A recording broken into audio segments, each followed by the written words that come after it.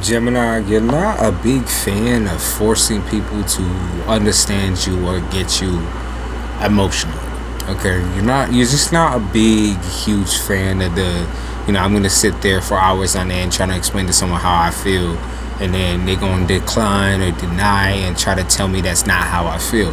You're just not a big fan of people trying to tell you that you're cold, that you're hard to handle, that you're hard to listen to. You don't believe that people really deserve that type of explanation from you.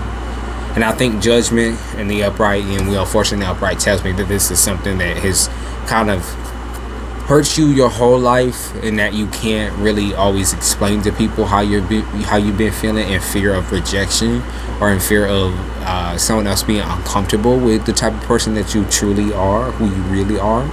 When people hear certain thoughts, morbid thoughts especially, they don't really get them or understand them in a logical aspect like you do. I think that people are always trying to start something with you, because they fear you, because they're scared of you, because they feel like if they don't attack you in some type of way, that you're going to get over on them, or you're stronger than them or more dominant than them. They have a fear of that taking over their life in certain aspects. The Six of Pentacles in reverse is like, you get what you give. A lot of the time, these people feel like they're matching up to what they're giving you, but in reality, it's like they're not giving you any emotional support at all. They might be giving you financial support, physical support, but they're not giving you any emotional support whatsoever. They don't ask questions, they just do. And that for you is kind of like a deal breaker. I can see Nine of Cups in the reverse here, which is like, I deal with all this shit by myself. Sometimes I don't know how, sometimes I don't know why, sometimes I don't know who, right? And so you're kind of just sitting there feeling shortchanged and sad, and many people not knowing what you're feeling, why you're feeling it, not understanding how they're not doing enough for you, right? Their love language is a little bit different than yours. Yours is more intellectual. It's more touch and base with someone verbally. Well, their whole entire love language could just be plainly sexual and intimate. And for you, that's just not stimulating enough. It doesn't help you. It doesn't help you learn anything. And that's one of the biggest things that y'all like in relationships, is to learn from somebody, to learn to help yourself through someone else's experience, especially, because you kind of just let things go on. You like people who make a strong impact or a strong imprint on you psychologically, like people that you just can't forget, because a lot of the time you can be numb towards new people. You're not really a big fan of new people. You become numb just because you're used to playing kind of like that class clown. And I think in the dating life, in the dating world, you're used to dealing with the same types of motherfuckers over and over and over and over again. That's just not, for you, it's not worth taking the risk. It's not worth sitting through hundreds of conversations with the same person over and over again. So you just only try to deal with people who make that imprint, like I said. And I think a lot of the time it's people who you trauma bond with that make that imprint. Okay, people who are traumatized, who try to traumatize you. Also, I think that those are the people that make the biggest impact, the imprint on your life. And as a habit, you end up kind of falling for them or liking them a lot better, because it's like, you have a memorable backstory. Why would I deal with somebody like you? You're interested in that psychological aspect, but you can't be interested like that. You can't be that you're pulled to the psychological. You can't be pulled to the curiosity. You have to be pulled to the genuine person themselves, not their backstory, not their past. You have to understand that that's not something you should feel attracted to. You should not feel attracted to trauma. You should not feel attracted to that type of mindset or someone's problems, right? Because you can't fix it, Gemini. You can't fix it.